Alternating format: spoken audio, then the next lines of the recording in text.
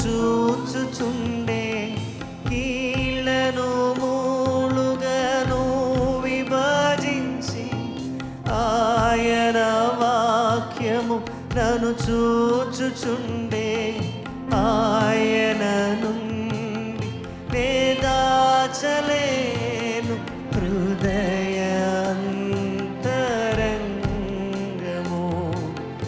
ఆయన నుండి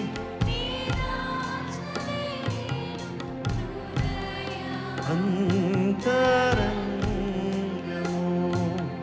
యేసేనా అందరిలో నాతి ప్రియుడు, క్రీస్తేనా అందరిలో నాతి ప్రియుడు.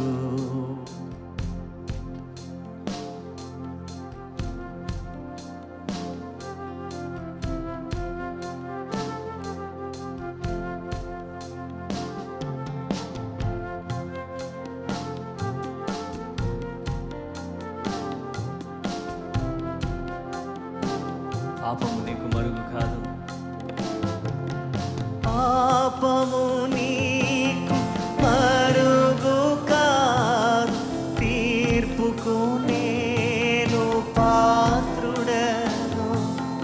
పాపము నీకు మరుగు కాదు, తీర్పుకు నేను పాత్రుడను. నీ రక్తమే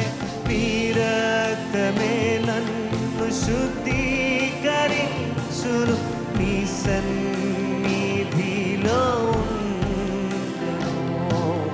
నీ రక్తమే నన్ను శుద్ధీకరించును, నీ సన్నిధిలో ఉండును. యేసయ్యా, యేసేనా అందరిలో నాతి ప్రియుడు, క్రీస్తేనా అందరిలో నాతి ప్రియుడు.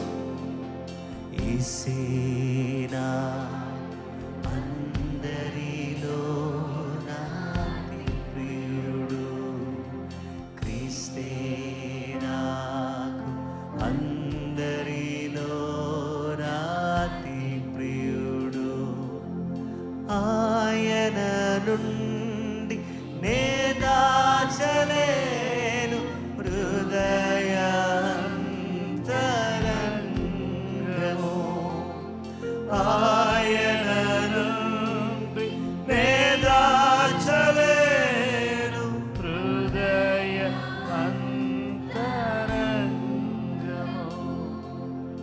యేసేనా అందరిలో నాతి ప్రియుడు, క్రీస్తేనా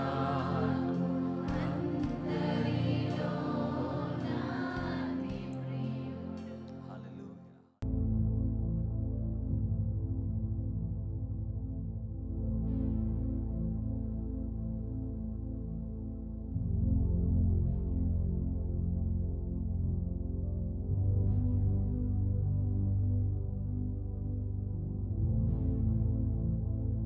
ఈరోజు మన ధ్యానాంశము అవర్ హై ప్రీస్ట్, మన ప్రధాన యాజకుడు అనే అంశాన్ని గురించి దేవుని యొక్క వాక్యాన్ని మనం ధ్యానం చేయబోతున్నాం.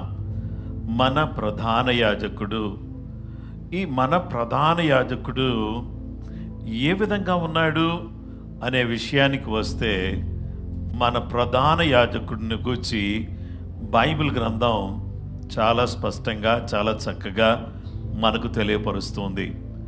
మన ప్రధాన యాజకుడు ఎలాంటివాడు అని అంటే, యాజకుడు ప్రధాన యాజకుడు. యాజకులందరికీ కూడా పైన ఓ ప్రధాన యాజకుడు ఉంటాడు. అలాంటి యాజకుడే ఎవరనగా యేసుక్రీస్తు ప్రభువారు. ఆయన ఈ లోకానికి వచ్చిన ప్రధాన యాజకుడు. స్వాభావికంగా ప్రధాన యాజకుడు సంవత్సరానికి ఒక్కసారి ప్రత్యక్ష గుడారములో ఉన్నటువంటి అతి పరిశుద్ధ స్థలములోనికి వెళ్ళి ఆ అతి పరిశుద్ధ స్థలములో అతడు చేసే పని ఏంటంటే, అతడు తన కొరకును అలాగుననే ప్రజల కొరకును అర్పించబడిన వధించబడిన ఆ గొర్రెపిల్ల రక్తాన్ని పాత్రలో తీసుకుని అతి పరిశుద్ధ స్థలములోనికి వెళ్ళి దేవుని మందసం మీద ఉన్నటువంటి కరుణాపీఠం మీద ఆ రక్తాన్ని ప్రోక్షిస్తాడు. అతడు నిర్దోషిగా ఉంటే యాజకుడు, అతడు ఏ పాపము లేనివాడైతే దేవుని కరుణతో నింపబడినవాడై అక్కడి నుంచి సజీవంగా బయటికి వస్తాడు. ఒకవేళ ఏదైనా పొరపాటు చేసిన వాడైతే అక్కడికక్కడే పడి చనిపోతాడు. చనిపోయిన వ్యక్తిని మామూలు వ్యక్తులు వెళ్ళి తీసుకుని రావడానికి వీలు లేదనమాట. అందుకనే అతనికి ఒక నడికట్టు ఉంటుంది. ఆ నడికట్టు పరిశుద్ధ స్థలం వరకు కూడా ఉంటుంది. ఆ చనిపోయిన వ్యక్తిని అలాగు లాక్కుని బయటికి తీసుకుని వచ్చేస్తారు. అందుకనే నడుముకు తాడు కట్టుకోవడం మనం చూస్తాం. ఈ రోజుల్లో కూడా కొంతమంది క్యాసిక్ వేసుకున్నప్పుడు నడుముకు తాడు కట్టుకుంటారు.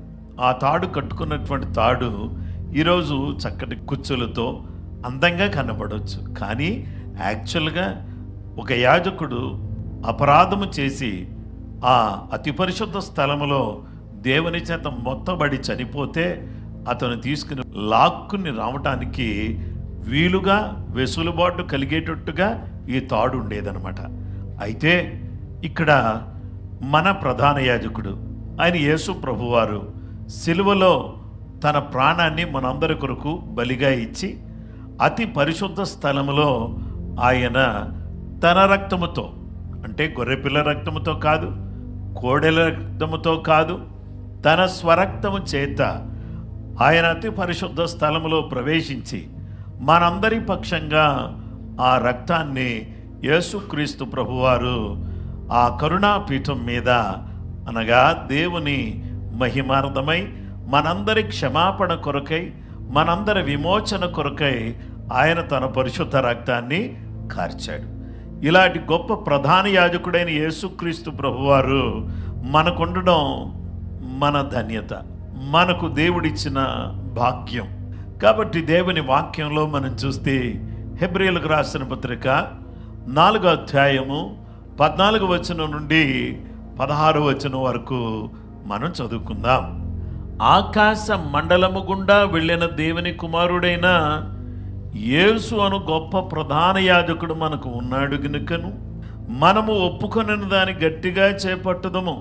మన ప్రధాన యాజకుడు మన బలహీనతల యందు మనతో సహానుభవం లేనివాడు కాడు గాని సమస్త విషయములలో మన వలనే శోధింపబడినను ఆయన పాపము లేనివాడుగా ఉండెను. గనుక మనము కనికరింపబడి సమయోచితమైన సహాయము కొరకు కృప పొందినట్లు ధైర్యముతో కృపాసనమునొద్దకు చేరుదము. దేవుని వాక్యాన్ని మనం చూస్తే మన ప్రధాన యాజకుడు యేసు ప్రభువారు అనేది అందరికీ కూడా సుస్పష్టమే కదా. అలాగూ అయినప్పుడు మన ప్రధాన యాజకుడు యేసు ప్రభువారు అయినప్పుడు మనం అందరం కూడా ఏం చేయాలంటే హోల్డ్ ఫామ్లీ, గట్టిగా పట్టుకోండి.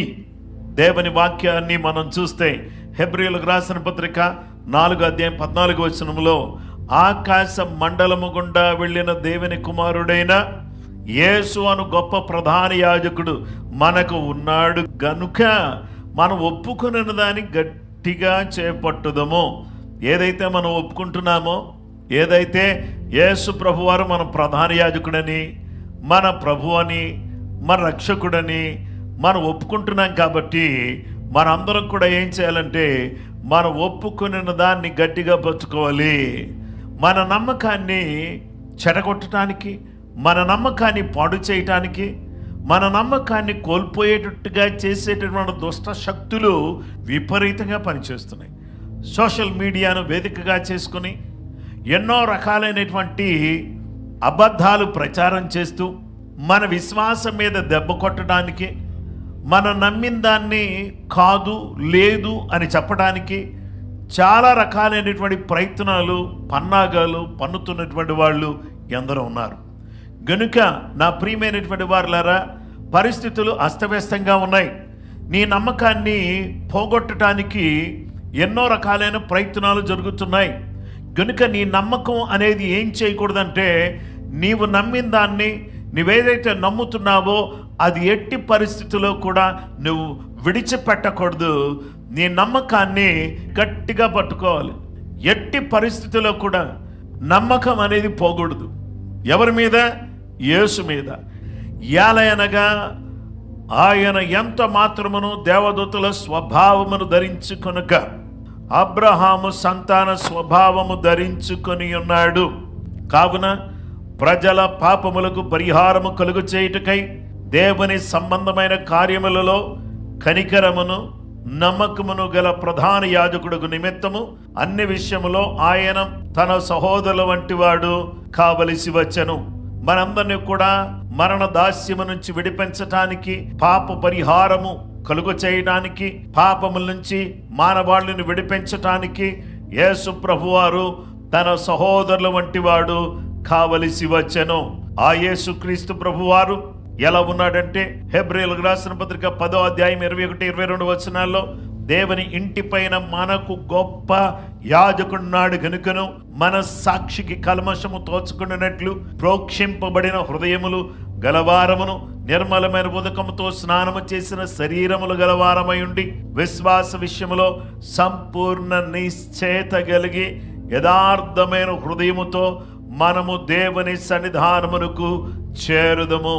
మనము ఒప్పుకున్న దాన్ని గట్టిగా పట్టుకుని మన పాపములకు పరిహారము చేసిన యేసు క్రీస్తు ప్రభునందలి విశ్వాసము కలిగినటువంటి వారమై మన మనస్సాక్షికి కల్మషము తోచకుండునట్లు ప్రోక్షింపబడిన అనగా కడుగబడిన అలాగా మరి శుద్ధి చేయబడిన హృదయాలు కలిగినటువంటి వారమై నిర్మలమైన ఉదకము అనగా నీటితో అనగా వాక్యమనే నీటితో స్నానం చేసిన వారమై విశ్వాస విషయంలో సంపూర్ణ నిశ్చయత కలిగి నేను నమ్మిన వానిని నేను ఎరుగుదును. హల్లెలూయా. నేను నమ్మినటువంటిది గాలి నమ్మలేదు, ఏదో కథన్ని నమ్మలేదు.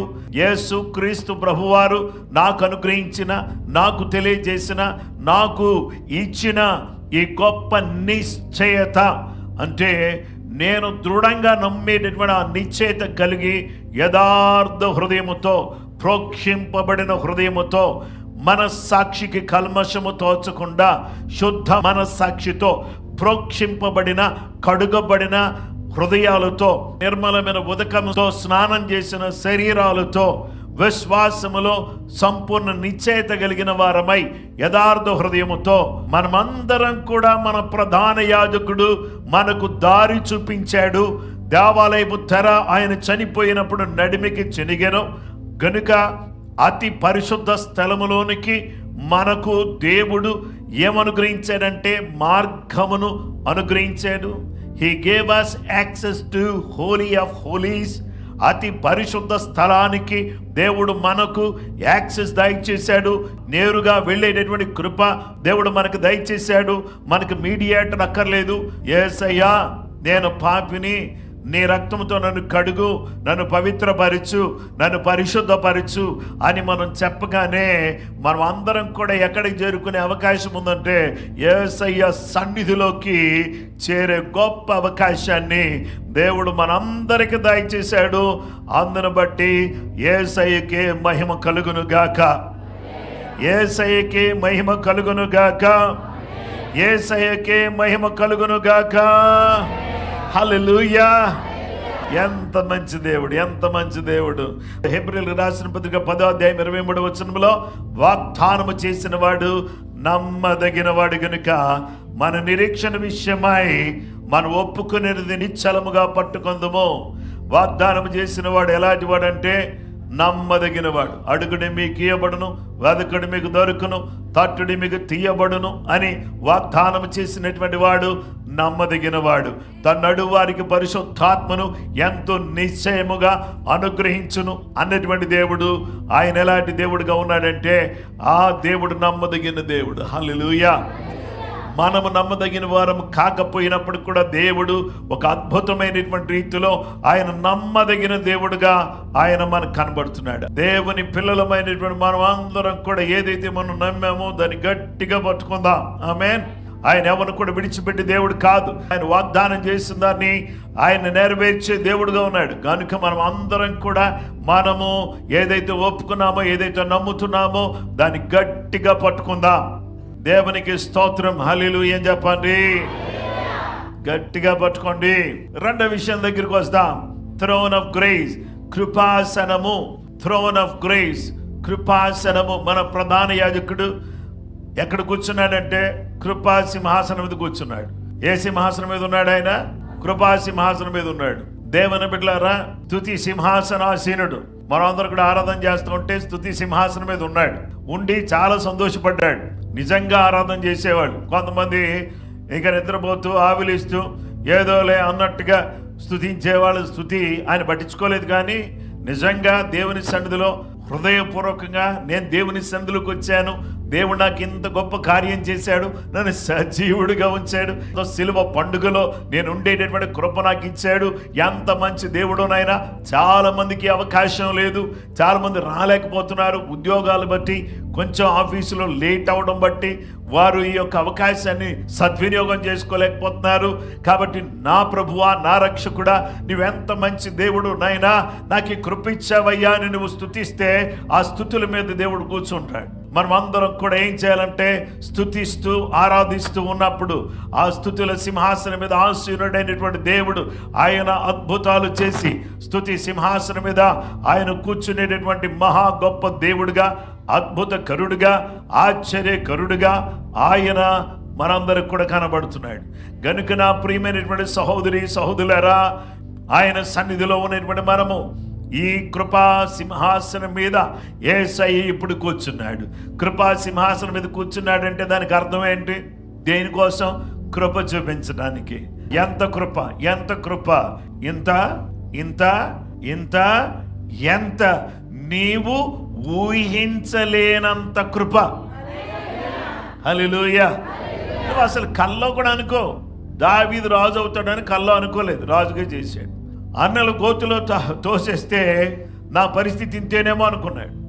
పొతీఫర్ ఇంట్లోకి వెళ్తే బాగానే భోజనం దొరుకుతుంది కదా అనుకున్నాడు. అక్కడి నుంచి ప్రాబ్లం వస్తుంది అని అనుకోలేదు. చెరసాల్లో పడిన తర్వాత అయ్యయ్యో నా పరిస్థితి ఇలాగైపోయిందంటే దేశం కాని దేశంలోకి వచ్చి జైల్లో పడిపోయాను, నన్ను ఎవరు విడిపిస్తారు అని అనుకున్నాడు. గోతులో తోసివేయబడినటువంటి వాడు. The rejected person become a selected person, rejected become a elected. దేవునికి స్తోత్రం. ఎన్నుకొనబడిన వాడయ్యాడు. రిజెక్టెడ్ బై ఓన్ బ్రదర్స్, సొంత వాళ్ళే రిజెక్ట్ చేశారు. చాలాసార్లు మనల్ని చాలా మంది రిజెక్ట్ చేసే వాళ్ళు ఉంటారు. దేవుని బిడ్డలారా, ఎవరు రిజెక్ట్ చేసినా నువ్వు బాధపడొద్దు. కొన్నిసార్లు పిల్లలకు సంబంధాలు చూస్తూ ఉంటే కొంతమంది అమ్మాయిలు రిజెక్ట్ చేస్తారు, కొంతమంది అబ్బాయిలు రిజెక్ట్ చేస్తారు. పిల్లలు అలిసిపోయి విసిగిపోయి ఇంకా సంబంధం ఏదైనా చూస్తే నాదేదైనా ఫోటో వాళ్ళకి పడేయండి, నచ్చితే చూద్దాం, అన్నీ ఓకే అంటే అప్పుడు మాట్లాడదాం, అప్పుడు వాళ్ళు కనపడదామని అన్ని పిల్లలు బిగుసుకుపోయి ఎవరి ముందు కూర్చోవడానికి ఇష్టపడలేదు. ఎందుకంటే why I want to face rejection all the time. I don't want to be rejected by someone. నేనెవరో ఒకరు నన్ను తృణీకరించేటట్టుగా నా జీవితం ఉండకూడదు అని చాలామంది అనుకుంటున్నారు. చాలాసార్లు ఇంటర్వ్యూకి వెళ్తాం, యూఆర్ నాట్ సెలెక్టెడ్. కొన్నిసార్లు వీసా ఇంటర్వ్యూకి వెళ్తాం, దేవుని బిడ్డలారా, కొన్నిసార్లు యూఆర్ నాట్ సెలెక్టెడ్ అని చెప్పేసి అనవచ్చు. దేవుని సన్నిధిలో ఉన్నటువంటి మనము రిజెక్ట్ చేయబడుతున్నాము అని అంటే మన జీవితంలో దేవుడు ఏదో ఉద్దేశం కలిగి ఉన్నాడు అని అర్థం. Hallelujah. Joseph was rejected by his own brothers. Potiphar ఇంట్లో యాక్సెప్ట్ చేయబడ్డాడు. ఎవరైతే యాక్సెప్ట్ చేశారో ఆయన రిజెక్ట్ చేశారు. ఆ తరువాత చెరసాల్లో పడవేయబడ్డాడు. కానీ దేవుడు గొప్పోడు. ఇతను వంటి ఆత్మ కలిగినటువంటి వాణ్ణి మనము కనుగొనగలమా అని అన్న. ఇతను వంటి దేవుని ఆత్మ కలిగినటువంటి వాణ్ణి మనం కనుగొనగలమా అని చెప్పి అతన్ని ఐగుప్తు ప్రధానిగా చేయబడ్డం అది కృప కాదా? దేవుని బిడ్డలారా, దావీదు రాజు అవటం కృప కాదా? అలాగే యోసేపు ప్రధాని అవ్వటం కృప కాదా? ఎస్తేరు 127 సంస్థానాలకు అనగా 127 దేశాలకు రాణి అవ్వటం అనేది కృప కాదా? దేవుని బిడ్డలారా, ఈరోజు మీరు నేను దేవుని పిల్లలము అనబడటం అనేది కృప కాదా? దేవుని పిల్లలు, చిల్డ్రన్ ఆఫ్ గాడ్ అనే మాట ఎంత గొప్పదో ఒకసారి ఆలోచన చేయండి. హల్లెలూయా. ఎవరు కూడా ఫలాని భక్తులు అంటారు, కానీ దేవుని పిల్లలు అనబడింది మనమే. ఇలాంటి గొప్ప కృప దేవుడు మనకిచ్చాడు. ఈ కృపామయుడైన దేవుడు ఆయన ఏం చేశాడంటే, మన బలహీనతల యందు సహానుభవము లేనివాడు కాదు. మనం ఏ విషయంలో బలహీనమో అన్ని విషయాలు కూడా ప్రభువు తెలుసు. కానీ సమస్త విషయములలోనూ మనవలే శోధింపబడినను ఆయన పాపము లేనివాడుగా ఉండెను. కనుక మనము కనికరింపబడి సమయోచితమైన సహాయం కొరకు కృప పొందినట్లు ధైర్యముతో కృపాసనమునొద్దకు చేరుదుము. దేవునికి స్తోత్రం కలుగును గాక. హల్లెలూయా. దేవుని బిడ్డలారా, దేవుడు మనకి దయ చూపించడం కొరకు మన కుటుంబం మీద, మన పిల్లల మీద, మన యొక్క దేశం మీద, మన ప్రజల మీద, ఈ దేశానికి దేవుడు దయ చూపించాలి. దయ చూపించాలంటే దయగల దేవుడు కదలాలి. దయగల దేవుడు తన దయను చూపించాలి, తన చిత్తాన్ని మన దేశంలో నెరవేర్చాలి అని మనం కోరుకుంటే, ఆయన పిల్లలమైనటువంటి మనం అందరం కూడా ఆయన పాదాల చెంత, ఆయన కృపాసనం దగ్గరికి వచ్చి ఆ సింహాసనం దగ్గర మనం ఏం చేయాలంటే పదే పదే మనం ఆయన సన్నిధిలో గోజాడినప్పుడు ఆయన ఏం చేస్తాడంటే, ఆయన మనకు సమయోచితమైన సహాయాన్ని మనకు చేసే దేవుడుగా ఆయన మనకు కనబడుతున్నాడు. హెబ్రీయులకు రాసిన పత్రిక 5వ అధ్యాయం 7వ వచనం 8వ వచనం, శరీరధారి అయ్యున్న దినములలో మహారోధనముతోను కన్నీళ్లతోను తన్ను మరణము నుండి రక్షింపగలవానికి ప్రార్థనలను యాచనలు సమర్పించి భయభక్తులు కలిగి ఉన్నందున ఆయన అంగీకరింపబడెను. చూసారు యేసు ప్రభు జీవితం ఎలా ఉందో? కృపా సింహాసనం మీద ఉన్నటువంటి ఆ యేసు క్రీస్తు ప్రభువారు భూలోకంలో ఉన్నప్పుడు మహారోధనతో కన్నీళ్లతో శరీరధారిగా మనిషిగా ఉన్నప్పుడు ఆయన ఏం చేశాడంటే రోధన చేశాడు. ఈరోజు మనం కూడా ఏం చేయాలి? మన కుటుంబం కొరకు రోధన చేయాలి. యేసు క్రీస్తు ప్రభువారు సిలువ మోస్తూ ఏమన్నాడంటే, యెరూషలేము కుమార్తెలారా, నా కొరకు ఏడవద్దు, మీ కొరకు మీ పిల్లల కొరకు ఏడవండి అని ప్రభు చెప్పాడు. నా కొరకు ఎందుకు ఏడుస్తారు? సిలువలో చనిపోయానని, అయ్యో సిలువలో వేలాడుతున్నానని, సిలువలో బలి అయిపోయానని నా కోసం ఏడవద్దు. మీరు దేనికోసం ఏడుస్తారంటే, సిలువను చూడగానే మీరు ఏడవాలని గుర్తుపెట్టుకోండి. ఈ దేనికోసం? యేసు కోసం కాదు, మీకోసమే, మీ పిల్లల కోసమే రోధన చేయాలి. ఆయన భూలోకములో ఉన్నట్టు రోధన చేశాడు. ఆయన భూలోకములో ఉన్నప్పుడు తన్ను మరణము నుండి రక్షింపగలవానికి, అంటే దేవుడు ఎలాంటి వాడు? మరణము నుండి రక్షించేవాడు. ఇప్పుడు మనందరినీ కూడా యేసయ్య రక్తం ద్వారా, యేసు సిలువలో మరణించడం ద్వారా మనందరినీ మరణము నుండి ఆయన రక్షించిన దేవుడుగా ఉన్నాడు. ప్రార్థనలను యాచనలను సమర్పించి భయభక్తులు కలిగి ఉన్నందున ఆయన అంగీకరింపబడ్డాడు. మనం కూడా ఈ లోకంలో ఈ కృపాసనం దగ్గరికి వచ్చేసి మనం రోధన చేస్తూ కన్నీళ్లు కారుస్తూ మనల్ని మరణం నుంచి రక్షించగలిగినటువంటి ఆ దేవునికి మనం ప్రాధేయపడుతూ ప్రార్థన చేసినట్లయితే ఆయన ఏం చేస్తాడో తెలుసా? తప్పకుండా మనం రక్షిస్తాడు. అంత మాత్రమే కాదు, ఆయన కుమారుడయ్యుండి తాను పొందిన శ్రమల వలన విధేయత నేర్చుకొనెను. విధేయత అనేది మన జీవితానికి ఎంతో ఉపయోగకరమైంది. అవిధేయత ఆదాములో ఉన్నటువంటి కారణం చేత పాపము లోకములోనికి వచ్చింది. విధేయత యేసులో ఉన్న కారణం చేత లోకములోనికి రక్షణ వచ్చింది. లోకములోనికి అవిధేయత వల్ల మరణం వచ్చింది, విధేయత వల్ల రక్షణ వచ్చింది. మరణము కొట్టివేయబడింది. మనందరికి కూడా దేవుడు జీవమును ప్రసాదించాడు.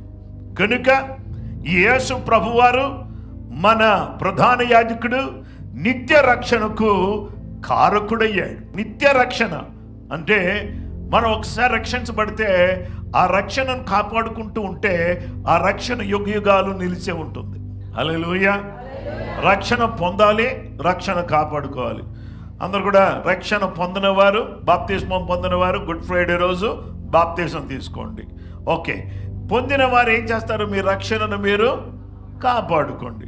మీ రక్షణను మీరు కాపాడుకోవాలంటే మీరు ఏం చేయాలో తెలుసా? ఇదిగో, రక్షణను కాపాడుకోవడానికి వాక్యాన్ని ధ్యానం చేయాలి, చదవాలి కాదు, ధ్యానం చేయాలి. ఇక రెండవది, దేవుని సన్నిధిలో మనమందరం కూడా ప్రార్థన చేయాలి. ఇక మూడవది ఏం చేయాలంటే ప్రభు యొక్క సన్నిధిలో పరిశుద్ధాత్మ శక్తి చేత నింపబడి ప్రభు యొక్క సంఘములో అనునిత్యము కూడా ఆ దినము సమీపించుట మీరు చూచిన కొలది మరి ఎక్కువగా కూడుకుంటూ అలాగూ మీరు చెయ్యాలని ప్రభు తన యొక్క వాక్యం ద్వారా మనకు తెలియచేస్తున్నాడు. హెబ్రీయులకు రాసిన పత్రిక 5వ అధ్యాయము 9-10 వచనాల్లో, మరియు ఆయన సంపూర్ణ సిద్ధి పొందినవాడై, సగం సగం సిద్ధి కాదు, సంపూర్ణ సిద్ధి పొందాలి. దేవునికి స్తోత్రం కలుగును గాక. సిద్ధుల్లో ఏముండాలంటే నూనె ఉండాలి. సిద్ధి పొందిన వారి సిద్ధులలో నూనె ఉండాలి. నూనె ఉన్నవారు యేసయ్యను ఎదుర్కొనేవారుగా సిద్ధపడాలి. పరిశుద్ధ గ్రంథములో ప్రభు అయిన దేవుడు మనతో మాట్లాడుతున్నాడు. మీరందరూ కూడా మరియు ఆయన సంపూర్ణ సిద్ధి పొందినవాడై మెల్కీసెదెకు యొక్క క్రమములో చేరిన ప్రధాన యాజకుడని దేవుని చేత పిలువబడి తనకు విధేయులైన వారందరికీ, ఎవరైతే ఆయనకు విధేయులు అవుతున్నారో వాళ్ళందరికీ నిత్య రక్షణకు కారకుడయ్యాడు. ఇక ఫైనల్గా మనం చూసే భాగం ఏంటంటే నిత్య రక్షణ. ఏ రక్షణకు కారకుడయ్యాడైనా? నిత్య రక్షణ. రక్షణ పొందుకున్నాము ఎలాగా? హెబ్రీయులకు రాసిన పత్రిక 2వ అధ్యాయం 10, 11, 12, 13 వచనాల్లో, ఎవని నిమిత్తము సమస్తమును ఉన్నవో, ఎవని వలన సమస్తమును కలుగుచున్నవో ఆయన అనేకులైన కుమారులను మహిమకు తెచ్చుచుండగా వారి రక్షణకర్తను శ్రమల ద్వారా సంపూర్ణునిగా చేయుటకు ఆయనకు తగును. శ్రమల ద్వారా రక్షణకర్తను ఏం చేశాడు? సంపూర్ణునిగా చేయుట ఆయనకు తగును. పరిశుద్ధ పరుచు వారికిని పరిశుద్ధ పరచబడు వారికిని అందరికీ ఒకటే మూలం. ఈ హేతువు చేతను వారి సహోదరులను పిలుచుటకు ఆయన సిగ్గుపడక, నీ నామమును నా సహోదరులకు ప్రచురపరుచును, సమాజం మధ్య నీ కీర్తిని గానము చేతును అనెను. మరియు నేను ఆయన నమ్ముకుని యుందును అనియు, ఇదిగో నేనును దేవుడు నాకు ఇచ్చిన పిల్లలను అనియు చెప్పుచున్నాడు.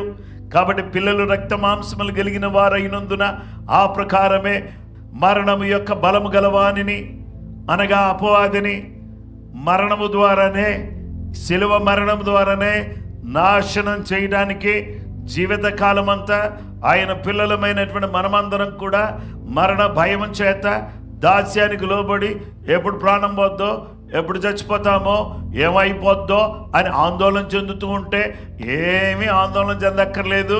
నేను చనిపోయాను, నేను సమాధి చేయబడ్డాను. మీ దాస్యాన్ని నేను ఏం చేశానంటే మరణ దాస్యం. ఏమండి? మరణ భయం అనే దాస్యం కింద మీరు ఎప్పుడు కూడా భయం అనేటటువంటి గుప్పిట్లో బతుకుతా ఉన్నటువంటి మిమ్మల్ని దేవుడు ఏం చేశాడు? మనందరినీ కూడా దానికి దాస్యాన్ని లోబడిన వారిని విడిపించుటకు ఆయన కూడా రక్త మాంసములలో పాలివాడై మన భయాన్ని తీసివేసి మనందరికి కూడా ఆయన ఏమి కలుగు చేశాడంటే నిత్య రక్షణ కలుగు చేశాడు. అందును బట్టి 2 చేతులు పైకెత్తి యేసయ్య పిల్లలు స్తోత్రం చెప్పండి గట్టిగా, హల్లెలూయా అనండి. హెబ్రీయులకు రాసిన పత్రిక 6వ అధ్యాయం 19-20 వచనాలు, ఏ నిరీక్షణ నిశ్చలమును స్థిరమునై మన ఆత్మకు లంగరవలే నుండి తెర లోపల ప్రవేశించుచున్నది. నిరంతరము మెల్కీసెదెకు క్రమము చొప్పున ప్రధాన యాజకుడైన యేసు అందులోనికి మనకంటే ముందుగా మన పక్షమున ప్రవేశించెను. ఆ ప్రవేశించిన యేసుక్రీస్తు ప్రభువారు అడుగు జాడల్లో మొదటి పేతురు పత్రిక 2వ అధ్యాయము 21-24 వరకు చూస్తే ఆయన తన అడుగు జాడలో మనం నడవటానికి మనకి మాదిరి ఉంచిపోయాడు. ఆయన ప్రవేశించాడు. ఆయన అడుగుల్లో అడుగులు వేసుకుంటూ మనం కూడా వెళితే చూడండి, అడుగు జాడలు కనబడుతున్నాయి కదా, ఆ ఫుట్ ప్రింట్స్ కనబడుతున్నాయి కదా, ఆయన మాదిరి ఉంచాడు కదా, దాంట్లో అడుగులు వేసుకుంటూ మనం వెళితే ఆయన ప్రవేశించాడు, మనం కూడా ప్రవేశిస్తాం. పరిశుద్ధ శిలువ ద్వారా, శిలువలో వేలాడినటువంటి మన ప్రధాన యాజకుడైన యేసయ్య ద్వారా మనకు అనుగ్రహించబడిన నమ్మకాన్ని గట్టిగా పట్టుకుందాం.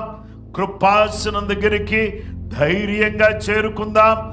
ఆ తరువాత దేవుడు అనుగ్రహించిన నిత్య రక్షణను పొందుకున్న వారమై ఆ రక్షణను చేపట్టి ఆ రక్షణ ద్వారా మనము ఆయన అడుగు జాడల్లో అడుగులు వేసుకుంటూ, ఆయన అడుగుల్లో అడుగులు వేసుకుంటూ మనందరం కూడా ఏం చేద్దామంటే ఆయన మహిమార్థమై ఆయన ప్రవేశించిన దగ్గరికి మనం కూడా ప్రవేశించబోతున్నాం.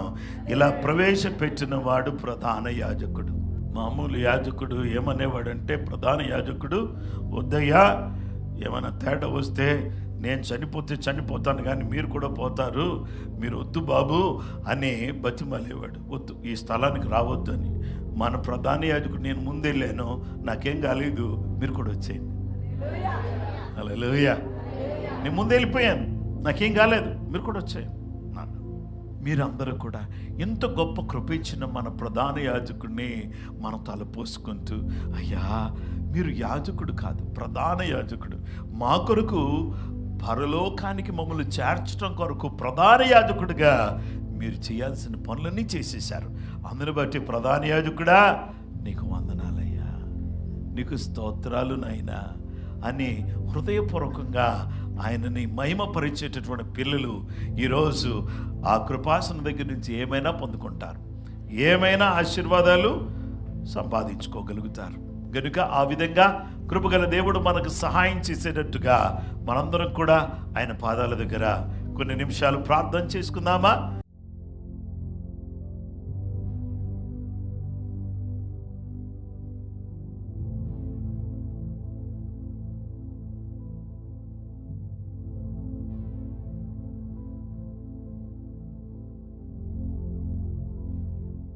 ప్రభువా, మాతో మాట్లాడినందుకు నీకు వందనాలయ్యా. మాకు చక్కటి వాక్యాన్ని ఎంతో స్పష్టంగా, ఎంతో వివరంగా, మాకు అర్థమయ్యే రీతిలో మాకు చక్కగా వివరించినందుకు వందనాలు. మా ప్రధాన యాజకుడానికి స్తోత్రం నాయనా. హల్లెలూయా, హల్లెలూయా. యేసు ప్రభువానికి స్తోత్రం నాయనా. గొప్ప దేవానికి వందనాలు తండ్రి. ఆశ్చర్య కార్యాలు చేయవాడానికి వందనాలు చెల్లిస్తున్నాము. నా నమ్మకాన్ని గట్టిగా పట్టుకోవడానికి సహాయం చేయండి. కృపాసన దగ్గరికి ధైర్యంతో చేరుకోవడానికి సహాయం చేయండి. నిత్య రక్షణ పొందుకోవడానికి సహాయం చేయండి. మా ప్రధాన యాజకుడా, మా కొరకు ప్రాణం పెట్టిన వాడా, మాకంటే ముందు ప్రవేశించిన వాడా, మమ్మలను ప్రవేశింపచేయడానికి మార్గము తెరిచిన వాడా, అద్భుతాలు చేసే గొప్ప దేవా నీకు వందనాలయ్యా. ఈ వాక్యం విన్నటువంటి ప్రతి బిడ్డను బట్టి నీకు స్తోత్రం నాయనా. ప్రతి బిడ్డ జీవితంలో వాక్యము ఫలించుటకు సహాయం చేయండి. గట్టిగా విశ్వాసమును గట్టిగా పట్టుకోవడానికి, కృపాసన దగ్గరికి చేరడానికి, సమయోచితమైన సహాయం పొందడానికి మా ప్రభువా కృపదాయి చేయండి నాయనా. కృపదాయి చేయండి అయ్యా. మా కన్నీళ్లను ఎరిగిన వాడా, మా కష్టాలను ఎరిగిన వాడా, మా ఇబ్బందులను ఎరిగిన వాడా, మా శోధనలను ఎరిగిన వాడా, మా సమస్యలన్నీ చూచుచున్నవాడా, మా పక్షంగా యుద్ధము చేయగలవాడా, మాకు కనికరాన్ని చూపించగలిగిన గొప్పవాడా నాయనా. శుద్ధ హృదయం కలిగిన వారమై, యథార్థ హృదయం కలిగిన వారమై, పూర్ణ హృదయం కలిగిన వారమై నాయనా, కడుగబడిన శరీరములు కలిగిన వారమై కృపా సింహాసనం దగ్గరికి రావడానికి సహాయం చేయండి. కృప మాకు దయచేయండి. మా హృదయాలలో ఉన్నటువంటి నాయనా చెడునంతా కూడా తీసివేయండి, పాపమంతా తీసివేయండి, మలినమంతా తీసివేయండి, మమ్మల్ని కడగండి. కృపా సింహాసనం దగ్గరికి నేరుగా చేరుకోవడానికి సహాయం చేయండి. నేరుగా నీ దగ్గరికి చేరుకొని విజ్ఞాపన చేయడానికి, గోజాడడానికి, ఎలుగెత్తి మొర్ర పెట్టడానికి సహాయం చేయండి. మా పరిస్థితులని మార్చివేయండి నాయనా. ఆర్థిక స్థితిగతులను మార్చండి. మా స్థితిగతులన్నీ కూడా మార్చివేయండి. అనారోగ్య పరిస్థితులను దూరం చేయండి. రక్షణ మా అందరికి దయచేయండి, విడుదల మా అందరికి దయచేయండి, ఆత్మ కార్యం అందరి జీవితంలో జరిగించండి, దుష్టుని క్రియలని బంధించండి. మా యందు మీ మాటలను, మీ యందు మేమును నిలిచి ఉంటే మీకేది ఇష్టమో అడగండి, అది నేను మీకు అనుగ్రహిస్తానని చెప్పారు. కాబట్టి మా ప్రభువా, మీ యందు మేము నిలిచిన వారమై, మీ మాటలు మా యందు నిలిచినటువంటివిగా ఉంటూ మేము ప్రతి నిత్యము కూడా నీ చిత్తానుసారముగా, నీ వాక్యానుసారముగా మేము అడిగే వారిగా ఉండడానికి సహాయం చేయండి. దుష్టుని క్రియలన్నీ కూడా యేసుక్రీస్తు నామములో లయపరచండి. అద్భుతమైన కార్యాలు ప్రతి కుటుంబములో జరుగును గాక. ప్రతి బిడ్డ జీవితము ఎంతో, ప్రతి కుటుంబం కూడా ఆశీర్వదించబడును గాక. వారి కుటుంబములో ఏ అవసరత ఉందో, ఏ కొరత ఉందో, ఏ సమస్య ఉందో, వారు దేని కొరకైతే ఎదురు చూస్తున్నారో అన్ని యేసు నామములో జరుగును గాక. పరిస్థితులన్నీ మారిపోవును గాక. నీ ప్రత్యేకమైన సన్నిధి మేము అనుభవించుదుము గాక. నీ రాజ్యం మాకు వచ్చును గాక. మా ఇంటిలో ఉన్నటువంటి ప్రతి చీకటి తొలగిపోవును గాక. మా ఇళ్లలో ఉన్నటువంటి ప్రతి దురాత్మ శక్తులు లయపరచబడును గాక. యేసు రాజ్యం వచ్చును గాక. పిల్లల్లో యేసు రాజ్యం వచ్చును గాక. పెద్దల్లో యేసు రాజ్యం వచ్చును గాక. అందరూ మందిరానికి పరిగెత్తి వచ్చేదురు గాక. ఈ ఆశీర్వాదాలతో తృప్తి పరచబడుదురు గాక. యేసు నామములో అడుగుచున్నాము తండ్రి. మన పరమ తండ్రి అయిన దేవుని ప్రేమ, కుమారుడైన యేసు క్రీస్తు ప్రభువారి యొక్క కృప, పరిశుద్ధాత్మ దేవుని నిత్య సన్నిధి సహవాసము చేర్వును మనకును సకల లోకములో ఉన్న పరిశుద్ధులకును సదా దేవుని కృప తోడై నడిపించును గాక.